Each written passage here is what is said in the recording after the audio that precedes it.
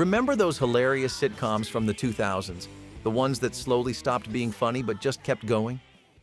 Back then, these shows were part of our weekly routine until the laughs started feeling forced and something just felt off.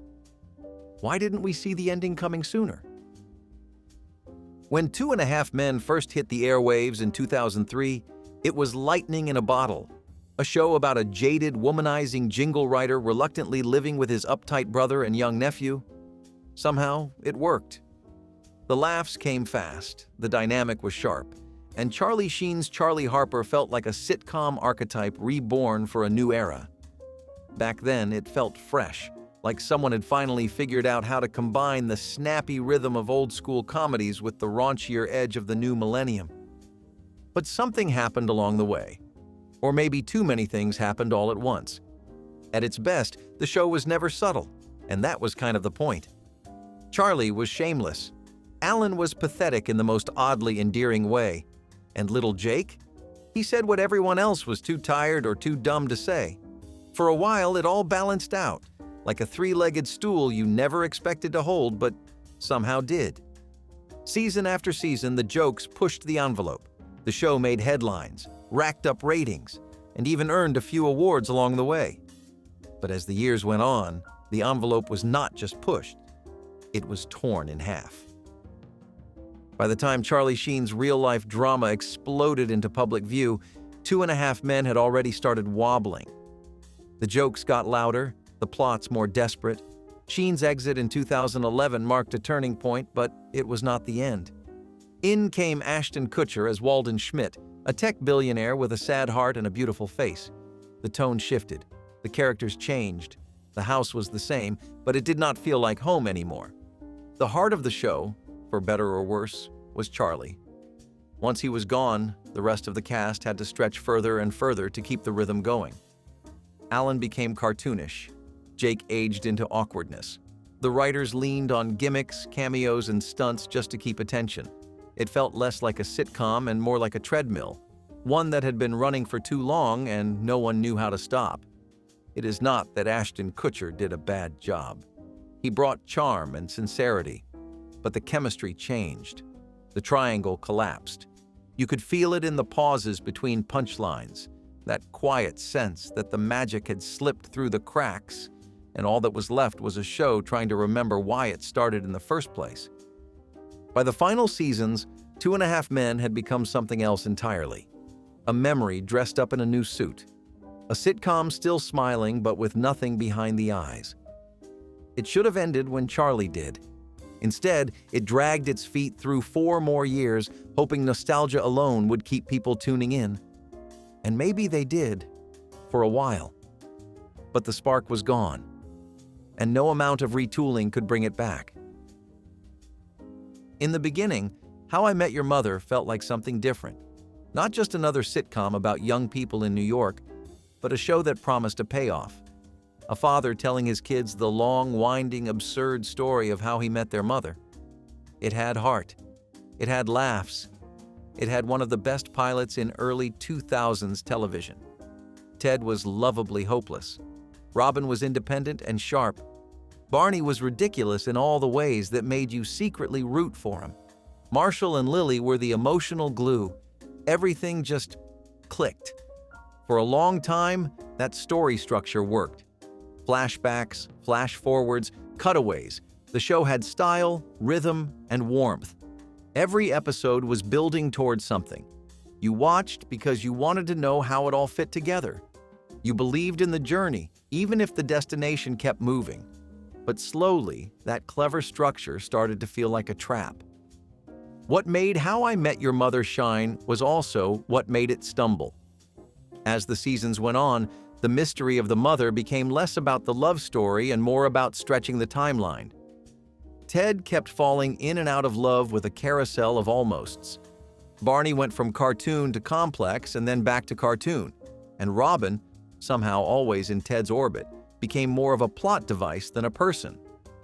Around season 6, the show started to sag. Plot lines got recycled. Characters made choices that felt out of sync with who they used to be. It was not that the jokes were bad, they just stopped meaning anything. Ted's journey no longer felt like a path toward love. It felt like circles, like someone telling a story that had nowhere left to go but kept talking anyway.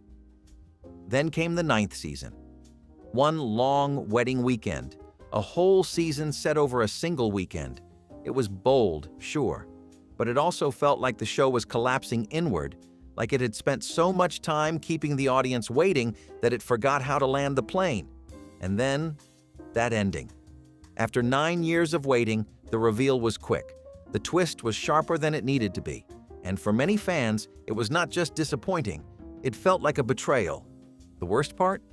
The mother, Tracy, was wonderful. Played beautifully by Kristen Milioti, she brought heart, humor, and depth in just a handful of episodes. But she was barely given time to matter, because the show had spent too long chasing cleverness, and not enough time staying true to its core. How I Met Your Mother could have been one of the best sitcoms of its time. For a while, it was. But it kept going, and going, long after the emotional engine ran dry. What started as a love letter became a loop, and when it finally ended, it left a lot of people wondering, why did we stay so long waiting for something that was never really about the mother at all? When The Office debuted in 2005, no one expected much. A remake of a British cult hit with no laugh track and a lead who spent entire scenes awkwardly staring at the camera. It sounded like a gamble. But then something strange happened. It clicked. Steve Carell's Michael Scott was ridiculous and heartbreaking. Jim and Pam's Will They Won't They gave the show its quiet center. And the documentary format turned small, awkward moments into real emotional weight. It was the kind of show you watched twice, once for the laughs and again to feel something more. By seasons 2 and 3, The Office had become a comfort show. Not because it was easy, but because it was honest. It found humor in boredom. It made paper sales feel like life or death situations. It gave dignity to absurdity. And for a while, it was perfect. But then came the stretch. As the seasons wore on, the characters got broader. Andy Bernard, once a tightly wound background character, took center stage. Dwight, who started as a perfectly weird foil, became something cartoonish. Jim and Pam, after finally getting together, started spinning their wheels. The workplace jokes still landed, but the emotional weight started to evaporate. And then Michael left. Steve Carell's departure in season 7 was not just a cast change, it was a tectonic shift. Michael Scott had always been the heart of the show. Yes, he was frustrating. Yes, he was often inappropriate, but he cared. And once he left Dunder Mifflin, the emotional glue went with him. The show scrambled to fill the void. James Spader's Robert California, Kathy Bates's Joe Bennett, and eventually Andy as manager. None of it stuck. What had once been a show about ordinary people trying to find meaning in routine became a show trying to outrun its own ending. Plots got louder. Characters made choices that felt out of place. Andy, in particular, became unrecognizable. His warmth turned to ego, his charm to chaos. And the show suffered for it. Even the documentary concept, once so subtly woven in, was stretched until it frayed. Suddenly, the cameras had motives. Boom mics appeared. Jim's secret project in Philadelphia became the new focus. It was ambitious, sure, but it felt like a show trying to reinvent itself instead of simply saying goodbye. The final season tried to course correct, and the finale itself? It landed beautifully. Old faces returned, emotions ran high. For one shining hour, it felt like The Office again. But by then, the damage had been done. The show had gone 2 or even 3 seasons longer than it should have. And for fans who had stayed loyal through every awkward glance and Dundie Award, it was hard not to wonder. What if they had stopped when the paper was still crisp and not when it had already started to fade? Scrubs was never just another hospital comedy. It was fast, weird, emotional, sometimes all in the same scene. From the very first episode, it carved out a space of its own. You could laugh at a cutaway gag about a dancing doctor and then be crying by the end of the episode over a patient's final breath. That was its magic. The hospital was a backdrop, but the real story was about growing up. About friendship, failure, and finding your place in a world that never slows down. Zach Braff's JD was equal parts narrator and disaster. He made you cringe. He made you root for him. He made you feel something. Turk and Carla had one of the most grounded relationships on television. Elliot was smart and anxious and complex in ways that sitcoms rarely allowed. And Dr. Cox? The angry mentor with a secretly enormous heart. He anchored the chaos with brutal honesty. For 8 seasons, Scrubs walked a fine line, between goofy and profound, between absurd and deeply human. It tackled death, grief, mistakes, and second chances. And when it ended in 2009 with the episode My Finale, it felt complete. Not perfect, but earned. A goodbye that hit every note just right. And then came season 9. The network called it a reboot. The creators called it a continuation. But fans knew what it really was, a step too far. Most of the original cast was gone or sidelined. The setting changed from Sacred Heart to a medical school. JD was now a part-time lecturer, popping in and out like a guest star in his own life. The tone shifted, the rhythm faltered, and that mix of laughter and heartbreak that had made the show special, gone. The new characters were fine. Some even had potential, but it was too much too late. You cannot call something Scrubs and only give people the outline. By the time fans realized it was not going to feel the same, the damage had already been done. Season 9 did not just feel like a misstep. It felt like someone took the show you loved and painted over it with bright colors, hoping you would not notice the difference. But fans noticed. They always do. And what hurts most is this. If Scrubs had ended at season 8, it would be remembered as one of the best shows of its kind. A funny, messy, honest look at growing into adulthood, framed through medicine and daydreams. Instead, its final chapter became a footnote people try to forget. A reminder that sometimes, the hardest part of telling a story is knowing when to stop. When The Big Bang Theory premiered in 2007, it felt like someone had finally cracked the code on nerd culture. The science jokes, the comic books, the social awkwardness, all wrapped inside a classic sitcom format that felt both familiar and new. Sheldon, Leonard, Howard, and Raj were not typical television leads, and that was the point. They were quirky, brilliant, and deeply uncomfortable in their own skin. Penny was the normal one, the bridge between two worlds, and it worked. For a while, it really worked. In the early seasons, the show felt sharp. The punchlines were tight, and the character dynamics were fresh. Sheldon's rigid worldview clashed perfectly with Leonard's insecurities. Howard was hopelessly overconfident, and Raj was endearingly silent. There was rhythm to it all, a steady beat that never overplayed the jokes, even as the characters grew. You saw the hints of real emotion beneath the comedy. It was more than just nerd stereotypes. It was about finding your people. But as the seasons piled on, that rhythm started to blur. Somewhere along the way, The Big Bang Theory stopped being about outsiders and started becoming the establishment. The characters evolved, or at least changed, but not always for the better. Sheldon softened, but not in a way that felt earned. Howard got married, but lost some of his oddball edge. Raj became a punchline more than a person, and Penny, once the heart of the ensemble, was gradually reduced to eye rolls and blank stares. The show kept its laugh track, but the laughs started to feel thinner. Plots began to repeat. Jokes relied more and more on catchphrases and callbacks. The science felt tacked on. And what used to be clever commentary about geek life turned into exaggerated caricature. By season 10, it felt like the writers were on autopilot, recycling setups and hoping nostalgia would carry the rest. And maybe that is what hurts the most. Because the early Big Bang Theory was different. It made people who felt invisible feel seen. But by the time it reached season 12, it was a different kind of show. Bigger, louder, and somehow emptier. It had become the thing it used to poke fun at. Formulaic, repetitive, and unwilling to let go. There were still great moments. The finale tied a neat bow on everything. Sheldon's Nobel Prize speech had heart. The group sitting in silence over Chinese food one last time? That was perfect, but it took 12 years to get there. And somewhere around year 7 or 8, you could feel it. That quiet voice saying, "This should have ended by now." That 70s show was never just a throwback. It was a love letter to growing up, messy friendships, awkward crushes, late-night drives, and long conversations in a smoky basement. It hit a perfect note between nostalgia and relatability. The decade was just the backdrop.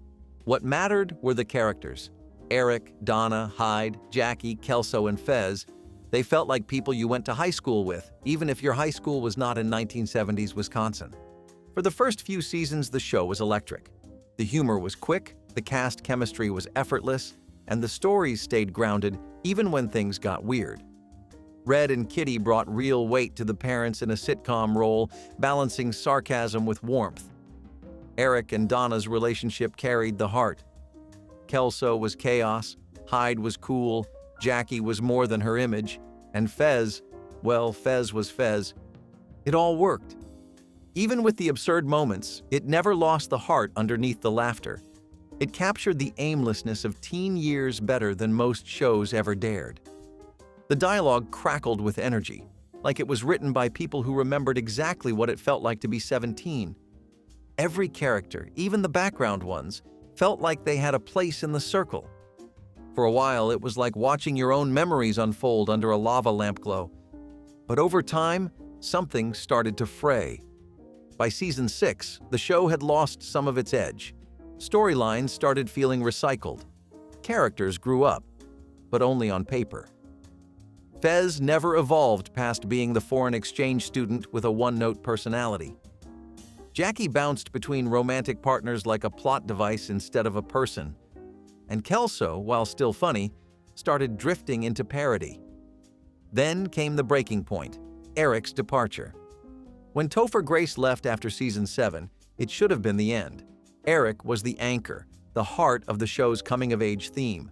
Without him, that 70s show lost its emotional center. Bringing in a new character, Randy, to fill the gap? It did not land. The chemistry was gone. The scenes felt hollow. Donna had no real story left. And the group, once tight-knit, now felt scattered, like people clinging to a version of something that no longer existed. Ashton Kutcher left soon after. Hyde lost his spark. And by the time season 8 rolled around, the show was running on fumes. Jokes felt forced, moments dragged. Even the basement felt a little less familiar. The finale tried to bring it full circle. One last New Year's Eve, one last countdown to 1980. But by then, the glow had faded. The laughs had thinned. The show that once felt like your own group of friends hanging out after school now felt like strangers trying to recreate a feeling they had already outgrown. That 70s show should have ended with the 70s. Instead, it went 1 year too long. And in sitcom time, that is more than enough to turn a goodbye into a question. Why didn't they leave when the party was still good?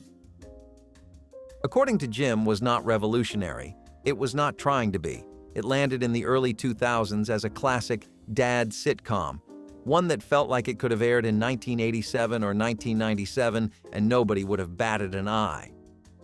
Jim Belushi played Jim, a grumpy, lazy, lovable slob who always found a way to mess up, justify it, and somehow still win in the end.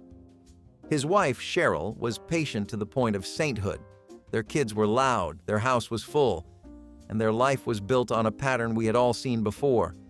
And for a while, that predictability was kind of the charm. The show leaned hard into old-school sitcom rhythms, setups and punchlines, couch conversations, the occasional heartfelt moment. Jim messed something up, Cheryl got mad, Jim made a speech. Everything worked out, over and over again. The formula never changed, but in its early seasons, it did not need to. There was comfort in it. Not everyone wanted a high-concept comedy or a mockumentary. Some people just wanted a show where dad loved his family, hated exercise, and always had a cold beer in hand. It was the kind of show you could leave on in the background and still laugh 3 times an episode. There was a safety in the repetition, a reassurance that everything would reset by the next scene. Jim was never a great husband or father, but he was consistent, and sometimes that was enough. It made people feel like their own messy households were not so different. In a sea of complicated comedies, This one stayed stubbornly simple. But as the years went on, the comfort turned to fatigue. The storylines got thinner, the punchlines started to echo, and Jim, the character, began to wear out his welcome. What used to feel like goofy stubbornness became actual cruelty in places. He tricked his wife. He schemed against his friends. He raised his kids in a way that sometimes felt more mean than funny. And yet, he never changed, never grew, never learned. That is when the show started to drag. By season 6, most sitcoms are evolving or wrapping up. According to Jim, just kept going, not because it had something new to say, but because it had figured out how to survive in syndication. The kids aged, but the show stayed the same. Even Cheryl, who once had real comedic timing and depth, was reduced to the woman who sighs and forgives. The supporting cast faded into the background. New characters came and went. The spark was long gone. And still, it kept airing. In its final seasons, according to Jim, became a kind of sitcom ghost, a leftover from a different era, airing beside shows that had moved the genre forward. There was no big finale, no emotional send-off, just one last round of the same old beats. You did not watch according to Jim because you were dying to know what happened next. You watched because it was on, because it was safe, because in a strange way, it felt like a rerun before it ever ended. But when the credits finally rolled for the last time, it was hard not to feel like they should have rolled years earlier. Rules of Engagement was the sitcom you did not mean to watch.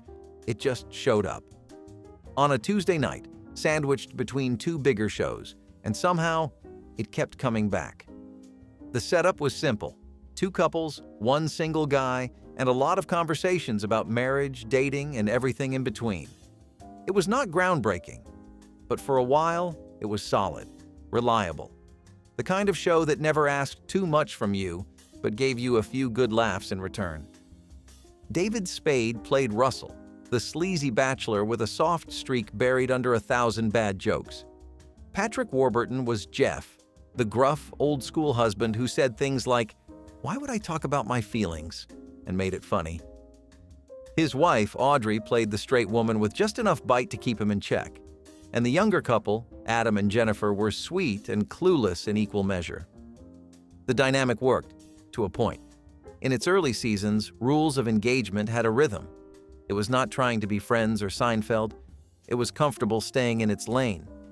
The writing was never dazzling, but the cast knew what they were doing. Warburton's deadpan delivery carried half the scenes. Spade's one-liners did the rest. For a few seasons, that was enough. You never planned your night around it, but if it was on, you stayed. It felt like sitcom comfort food, a little bland but warm and familiar. The jokes were never deep, but they landed often enough to keep it afloat. There was something reassuring about how little it tried to reinvent itself, and maybe that was why it lasted as long as it did. It knew exactly what it was. But then the show just kept going. Each season started to feel like a copy of the last. Jeff grunted, Russell schemed, Adam misunderstood something simple. Over and over, nothing really changed. Characters stayed locked in the same traits, not evolving, just repeating. Storylines got thinner, the jokes felt safe, predictable, like sitcom filler stretched into full seasons. And yet, Rules of Engagement stuck around, year after year. Even when episodes were delayed or unaired for months, even when CBS seemed unsure whether they were actually renewing it. It became a kind of background noise for the decade, familiar but never quite vital. By the time the 7th season rolled around, it was clear the show was running on inertia. The laughs were still there, but quieter. The chemistry, still solid, but routine. It never collapsed like some long-running shows do. It just faded. Slowly. A sitcom that outlived its own urgency. In the end, Rules of Engagement is remembered less for what it said and more for how long it stayed around saying the same thing. It was a show that did not end with a bang, just a shrug, a polite laugh, and one last episode that felt like the 40 before it. When Will and Grace first premiered in 1998, it was electric. It felt new, sharp, Fearless, a sitcom that understood both timing and tension. The chemistry was instant. Eric McCormick's Will was calm, structured, and every bit the straight man. Well, not literally. Deborah Messing's Grace was messy, impulsive, and deeply charming in the way only sitcom leads can get away with. Then came Jack and Karen, two characters who walked into the scene and stole every single one they were in. This was not just a show about friendship. It was a show about chosen family. And for a generation of viewers, that meant everything. In its original run, Will and Grace broke ground, not with a hammer, but with a grin. It brought LGBTQ characters into primetime in a way that was loud and unapologetic, but also deeply human. Will's sexuality was never a punchline. Jack's flamboyance was never a weakness. Karen's wildness and Grace's chaos made the cast feel like one big dysfunctional heartbeat. It was the kind of show that could pull off a slapstick bit and then pivot into a vulnerable moment without flinching. And it worked for years. But by the time the original series wrapped in 2006, things had started to feel stretched. The jokes still hit, but some of the dynamics had grown stale. There were too many relationship resets, too many conflicts that never truly evolved. And that series finale, with its time jumps and bittersweet separations, felt more like a eulogy than a goodbye. You could feel the writers trying to wrap it all up with a message. People grow, even if they grow apart. Then, more than a decade later, it came back. The 2017 revival felt like a surprise party. Suddenly, the old gang was back. Older, wiser, sort of, and in a world that had changed dramatically. The show tossed out the finale's ending completely, resetting Will and Grace back into the same apartment with the same rhythms, same banter, same chemistry. And for a moment, it felt good, like going home again. But as the episodes continued, that initial high began to level out. The revival tried hard, too hard, to stay relevant. Every episode seemed to chase headlines, political satire, hot-button topics, hashtags. It wanted to be modern, but it also wanted to feel timeless. That balance is hard to strike, and Will and Grace stumbled through it more than once. Jack's eccentricity turned into self-parody. Karen's biting humor, once brilliant in its absurdity, started to miss more than it hit. Will and Grace themselves, still endearing, but stuck. They were still navigating the same issues they had in their 30s, now just with better lighting. Some of the revival episodes had real heart. They reminded fans why they had loved the show in the first place, but others felt like shadows of what the series used to be, echoing old jokes, winking too hard at the audience, recycling conflicts that once felt fresh. Growth was implied, but rarely shown. And maybe that was the problem. The original Will and Grace mattered because it reflected a time when television had not yet figured out how to talk about queerness, friendship, and identity with any kind of grace. The revival mattered because it reminded people of what had changed and what still had not.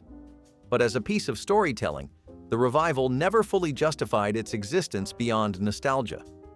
The spark was there, but it flickered. When the show finally ended again in 2020, the farewell was softer, more natural. No time jumps, no epilogues, just four people leaving a bar, walking into a future we would not see. That moment hit. It felt earned. But the road getting there? Bumpy and long. Some shows end when the story is done. Will and Grace kept circling back to remind you of how good it once was, and sometimes that reminder was enough. Other times, it just made you miss the version that had already said goodbye. At its core, Everybody Loves Raymond was a simple show. A man with a wife, 3 kids, and in-laws who lived too close. There were no gimmicks, no flashbacks, no cutaway gags. Just Ray Barone, a sports writer from Long Island, trying to get through the day without setting off his mother, his wife, or both at once. But simplicity was its strength. Because the truth was, under the familiar sitcom format, the show was quietly brilliant. Ray Romano played Ray with a mix of laid-back sarcasm and deep-seated cowardice. He was not the sitcom dad with all the answers. He was the one who faked a back injury to get out of chores. Patricia Heaton's Deborah was tired, really tired, in a way that mothers rarely got to be on television. She was sharp, loving, and frequently exasperated. For the first several seasons, the show kept its balance. It was tightly written, brilliantly acted, and painfully honest. Episodes like The Towel or Baggage, arguments over household chores that somehow turned into epic wars, felt ripped straight from real life. The laughs came from the truth, from people who loved each other deeply but could not spend 2 minutes in the same room without driving each other crazy. But by the time it reached its final stretch, the formula started to show its seams. Ray was still dodging responsibility. Deborah was still seething. Marie was still hovering. It worked, but only just. Storylines started to repeat themselves. Arguments started to feel more scripted than lived in. You could sense the writers running out of new ways to explore the same conflicts. Even the actors seemed a little weary, still giving it their all, but knowing they had mined the best material already. The show was never bad, not even in its later years. But it did start to feel tired. The tension that once drove the comedy started to feel like noise. And the moments of growth, which were rare to begin with, stopped altogether. Ray never really changed. Neither did Deborah. Robert's storylines flattened out. And Frank and Marie, while still hilarious, became background noise instead of scene stealers. And then, quietly, it ended. The series finale was not grand or flashy. It was not full of sentimental goodbyes or sweeping declarations. Instead, it centered on a health scare. Brief, scary, but ultimately resolved. And it gave the characters just enough room to breathe, to feel something real before slipping back into the chaos. It was a perfect ending, not because it was big, but because it understood the show. Life goes on. The fighting, the laughter, the guilt trips, they never stop. And that is exactly how Everybody Loves Raymond wanted you to remember them. The show could have ended a season earlier, maybe even 2. But it hung on, not because it had more to say, but because people were still watching, still laughing, still finding themselves in the petty fights and late-night silences. That was its power. But you could feel it near the end. That quiet voice behind the laughs asking, "How many more times can we have the same conversation before it stops meaning something?" Everybody Loves Raymond was always about family. And like any family, sometimes you stay longer than you should. But when you finally leave, you realize those last few visits, even if they dragged a bit, were still worth showing up for. Which of these shows did you stick with to the end, and which ones lost you halfway through? Let us know in the comments. Hit like if any of this brought back memories, and subscribe so you never miss the stories behind the shows that stayed too long.